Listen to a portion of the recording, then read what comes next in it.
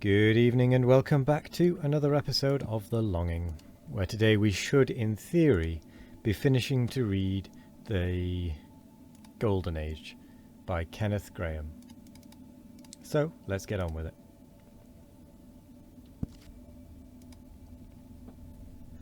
The unnatural halo round Edward got more pronounced, his own demeanour more responsible and dignified, with the arrival of his new clothes. When his trunk and playbox were sent in, the approaching cleavage between our brother, who now belonged to the future, and ourselves, still claimed by the past, was accentuated indeed. His name was painted on each of them, in large letters, and after their arrival, their owner used to disappear mysteriously, and be found eventually wandering round his luggage, murmuring to himself, Edward, in a rapt, remote sort of way. It was a weakness, of course, and pointed to a soft spot in his character, but those who can remember the sensation of first seeing their names in print will not think hardly of him. As the short days sped by and the grim event cast its shadow longer and longer across our threshold, an unnatural politeness, a civility scarce canny, began to pervade the air. In those latter hours Edward himself was frequently heard to say, "Please," and also, "Would you mind fetching that ball?" while Harold and I would sometimes actually find ourselves trying to anticipate his wishes.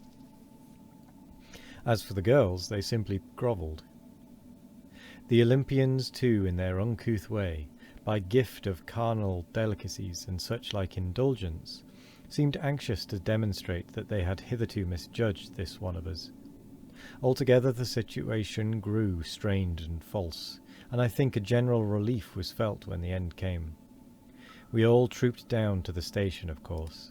It is only in later years that the farce of seeing people off is seen in its true colours.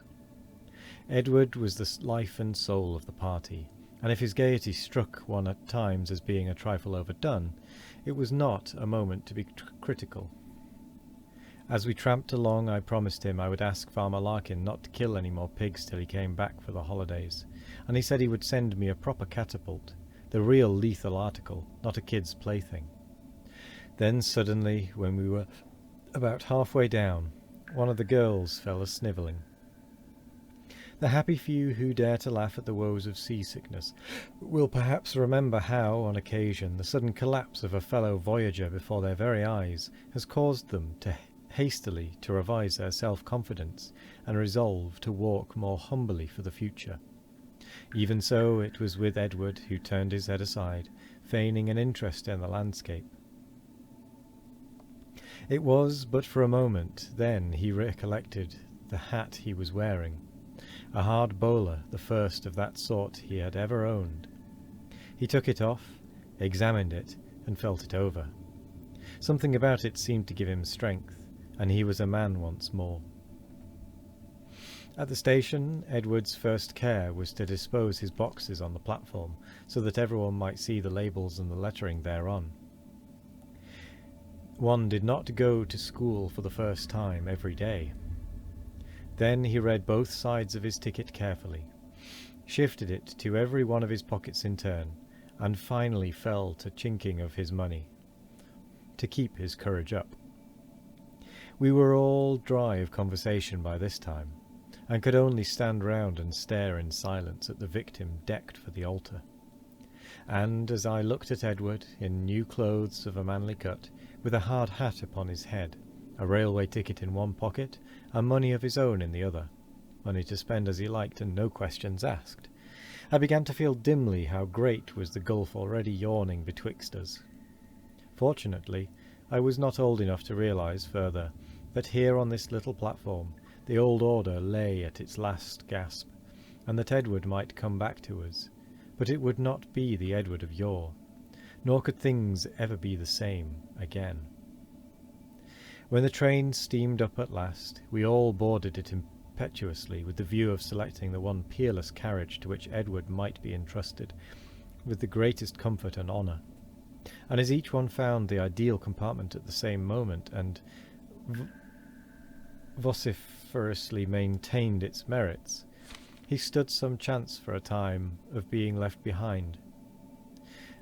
A porter settled the matter by heaving him through the nearest door, and as the train moved off, Edward's head was thrust out of the window, wearing on it an unmistakable first-quality grin that he had been saving up somewhere for the supreme moment. Very small and white his face looked, on the long side of the retreating train. But the grin was visible, undeniable, stoutly maintained, till a curve swept him from our sight, and he was borne away into the dying rumble, out of our placid backwater, out into the busy world of rubs and knocks and competition, out into the new life. When a crab has lost a leg, his gait is still more awkward than his wont, till time and healing nature make him totus teres atque rotundus once more. I was not expecting the Latin there. We straggled back from the station disjointedly, Harold, who was very silent, sticking close to me, his last slender props, while the girls in front, their heads together, were already reckoning up the weeks to the holidays. Home at last, Harold suggested one or two occupations of a spicy and contraband flavour, but though we did our manful best, there was no knocking any interest out of them. Then I suggested others with the same want of success.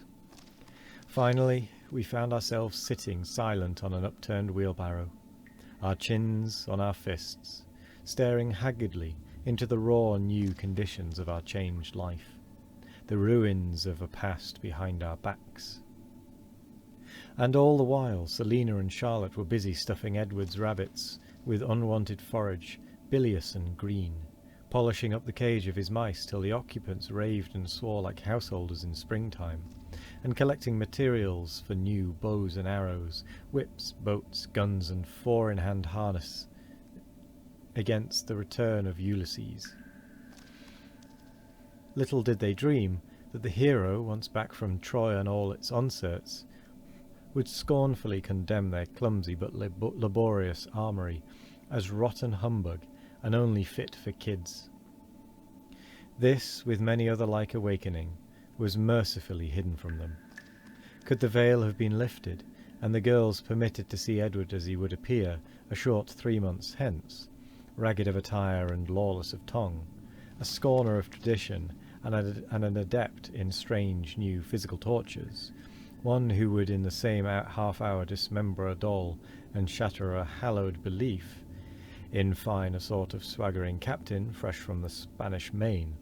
Could they have had the least hint of this? Well, then perhaps. But which of us is of mental fibre to stand the test of a glimpse into futurity?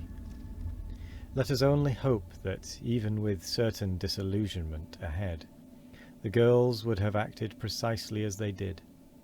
And perhaps we have reason to be very grateful that, both as children and long afterwards, we are never allowed to guess how the absorbing pursuit of the moment will appear, not only to others, but to ourselves, a very short time hence. So we pass with a gusto and a heartiness that to an onlooker would seem almost pathetic, from one droll devotion to another misshapen passion, and who shall care to play Rhadamanthus to appraise the record, and to decide how much of it is solid achievement, and how much the merest child's play?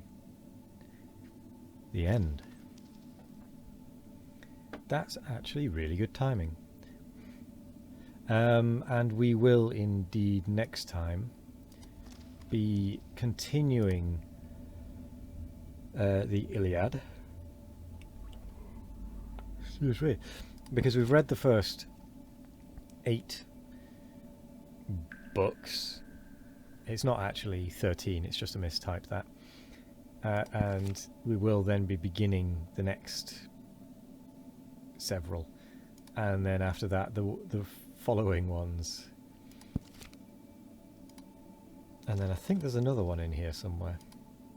Oh no, that's it.